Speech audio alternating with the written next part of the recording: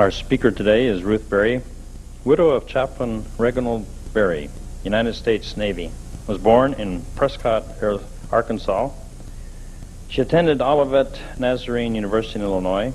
There she met her husband. They were married following graduation in 1935. Reginald was a pastor for 10 years. 6 of those years, Ruth was a parsonage lady. For 23 years, she was the wife of a Navy chaplain. They have 2 sons, Reginald Paul and James Ernest. And God bless you as you share.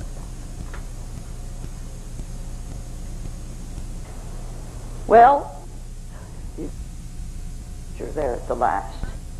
Jeremiah 9:11 tells me, "For I know the plan I have for you, says the Lord. They are plans for good and not for evil, to give you a future and a hope." Jeremiah 29:11.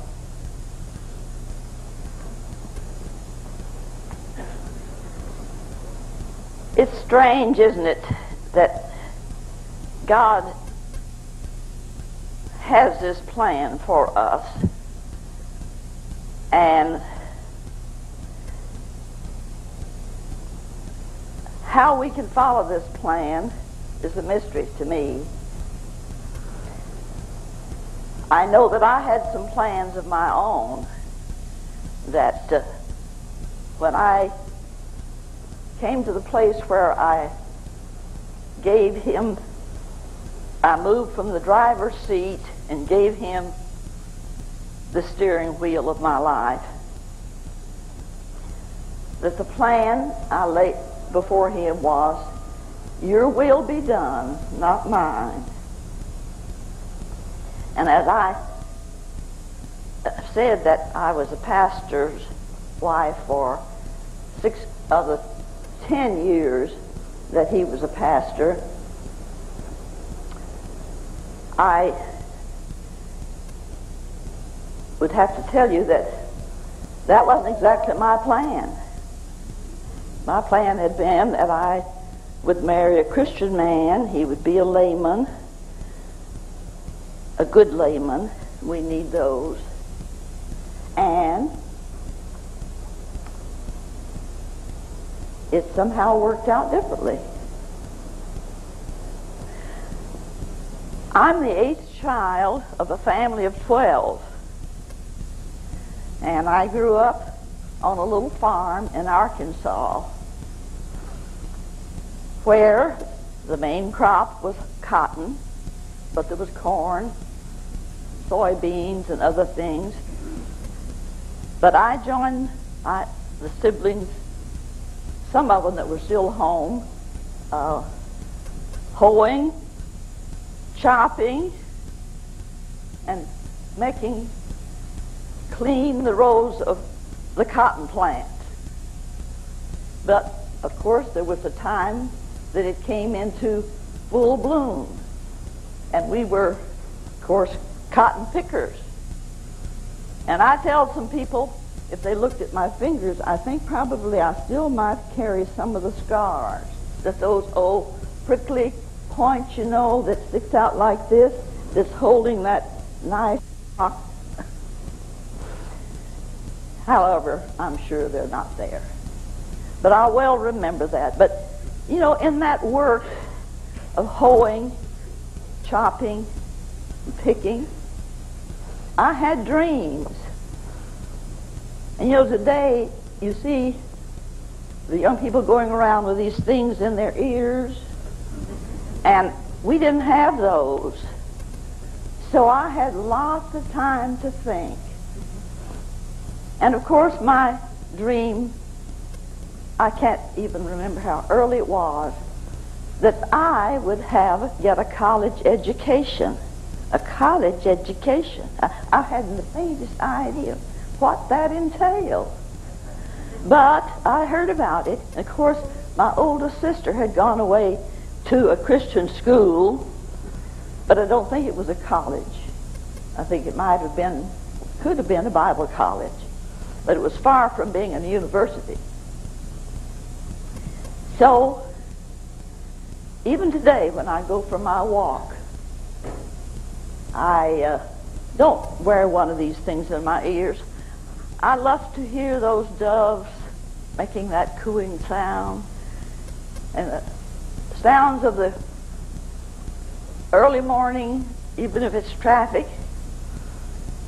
So, even today, I'm grateful for the ability to still dream dreams. And when I think of my being here, it doesn't seem possible. A little cotton picker could wind up in a beautiful place like this. When my husband was sent to San Diego, which was the last place, and we owned our home for the first time, we were out here sometimes after 56 when the duty brought us here. We came out here, and it had to be a good time, little while after 56, because I don't think there was very much here. But you know, he said this would be a good place for us to retire. These are good people here. So I'm here. Sometimes I think probably he sees us here.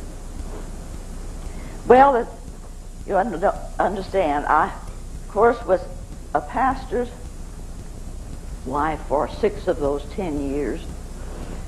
And the first pastorate after we left college was in Battle Creek, Michigan. One day, my husband came in from having made the call on one of the parishioners, and his, I don't know, they must have been from the South. And they had some weird ideas, probably very superstitious, and probably not the cleanest in the world. But when he came in, he said, "Honey, don't ever tell anybody you're from the South."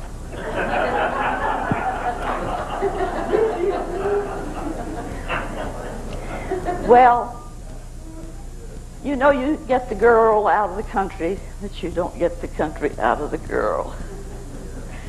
And I was a slow learner, at least. Some of my cousins went away to the same college that I went to, and they came back talking just like a Yankee. But my son tells me that as I grow older, and especially if I'm tired, I go definitely into the Southern kind of talk. So I don't know if I'm not really tired. I'm getting older. But you know, while we were pastoring, not this one church, but the next one, and the next one, which was in Akron, Ohio, my husband kept getting these catalogs. I had an idea what they were for, but they were from universities. And he had in mind he wanted to get his seminary degree. So, after I'd gotten used to the little yellow house with a white picket fence around it, we pulled up stake and went to Boston, and he entered Harvard. And there 3 years worked on his degree, and I should tell you what I was doing. I was in a sweatshop helping to earn some of the living, and our little 3-year-old boy was in a daycare center, but he became first on the lowest pole of being on the staff of the Congregational Church in Boston. The main pastor was Harold John Ockengay. However, he worked himself up until he was assistant to the pastor. Well, while he was at Harvard, there were those people who were sent there from the service, chaplains, for refresher courses. And he listened to them, and they persuaded him that he was needed in the Navy. I guess the 18-year-olds were being drafted, And they were giving him how necessary and how needed he was. Then that was, of course, another move. We went to his first duty, which was Daytona Beach, Florida. It was not a very long duty, something like 6 months. And it was an air station where the men were really learning how to fly the planes to be ready for combat. And either those planes were not all that good, or they were very inexperienced, and you know what happens. There is a crash, then it's the chaplain's duty to carry that message to the little wife. First, the closest friend of the pilot will be there first and share the sad news. Then the chaplain follows. This day he came back after calling on this little widow, and she was stretched out across the bed, writhing in pain, and twisting a little cap like this, the overseas cap, and holding it to her face, sobbing, a grief that, well, a young chaplain like he was, and very sensitive, it was not easy to take, and I could tell when he came home and shared it with me. You know, the good thing about that was a few months later, he gets a letter from this little woman, and she has a beautiful picture of a baby in that envelope. She wanted the chaplain to share with her joy. So there are those times that is very hard, and other times when there's some joy that goes along with it. This duty being not more than 6 months, he was called to duty in the Pacific on Midway Island. Now, I don't know if any of you fellows have been there to Midway Island, but your entertainment was the Goonie birds. And lots of pictures I received from the Midway Island of Goonie birds and all of their carryings on. And, of course, the letter writing was one of the big tasks for me, and taking care of 2 children now. One who was not quite a year old, and the other one 7 years old. I didn't have the time that he did, it seemed, but I did try to be faithful and be for him. That's one thing a chaplain's wife is, she's there for her husband. But of course, if there's children involved, she has to be there for the children. And this was the occasion for me and the 2 boys to accept an invitation. Now, we were living in Boston, and this invitation by our dear friend was to go visit her brother in Nova Scotia. And I said, "Where is Nova Scotia?" We went and spent the month of October, the most beautiful time of the year there. And of course, we got hooked. That has been a place that we have gone to for years. Sometimes when we were waiting for housing, we could go there. But most all the summers we spent there, and you know, military children have no roots. And Nova Scotia became my 2 boys' roots. And here, a few years back, I intended to sell the place. I felt it was just that much that I had to carry as a responsibility. They said, "Oh, Mother, you never would sell Nova Scotia." And so they're carrying on now with that. Well, as that winter progressed, we returned after that October. And it was going to be the Christmas that Paul would get his electric train. And you can imagine how I felt without their daddy enjoying that one time, you know, when a boy would get his electric train. But my neighbors said, we'll join you no matter when they wake up. You give us a call. And you know, that particular morning he was awake. I really couldn't tell you how early it was when I called to Grace and I said, they're up. She was over.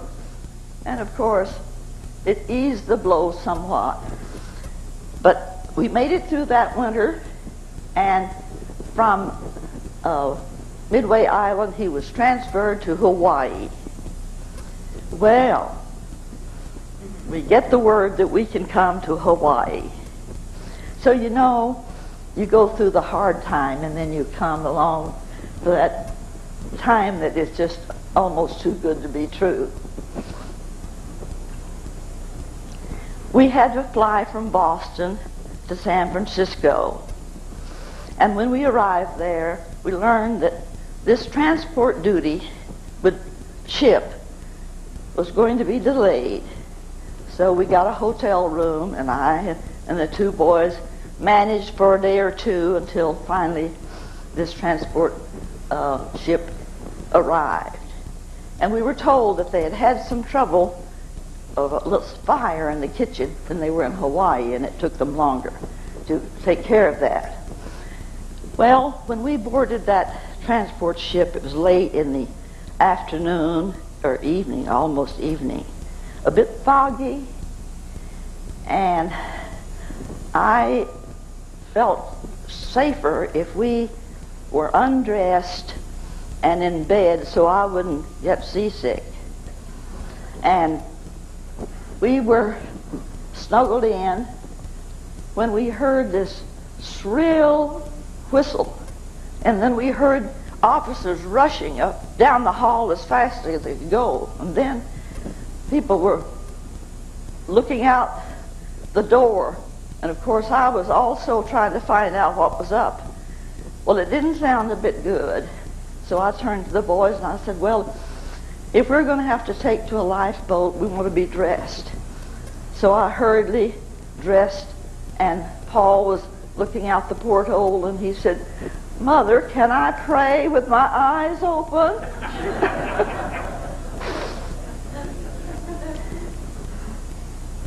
Well, of course, we were so anxious to get to Hawaii and be reunited with their daddy and my husband. It seemed like a long trip.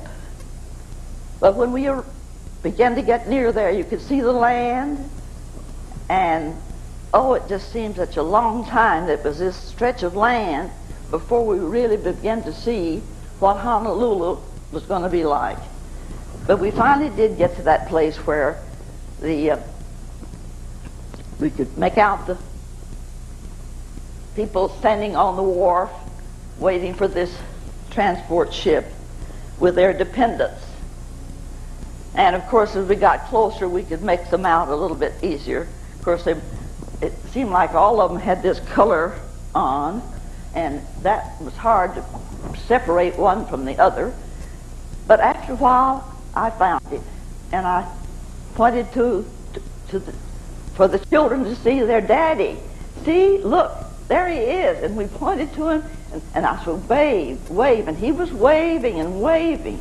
And we did this for about 20 minutes until I lost and I looked over here.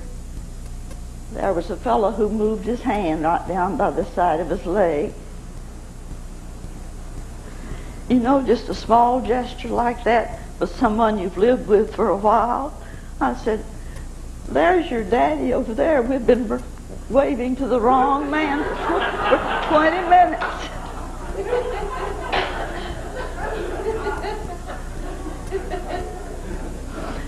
We were housed in a Quonset hut.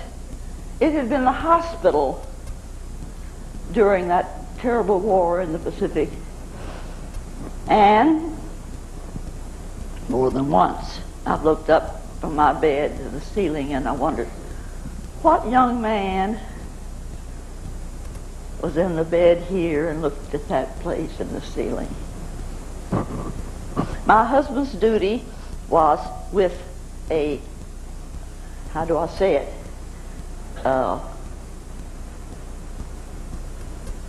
American African? Is that the, well, what do you say?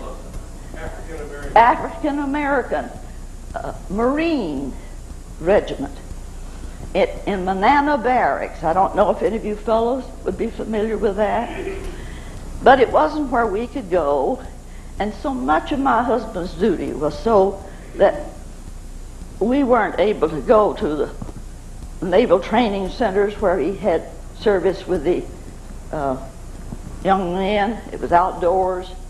We had to find our place to worship in this little town. Well, this was so in Hawaii, and it just so happened that our church, which is Church of the Nazarene, was having their first opening service of the first work that they were opening in Hawaii. Servicemen had passed through there and said, why don't we have a church there? And I guess the pressure was put on, and we attended this service.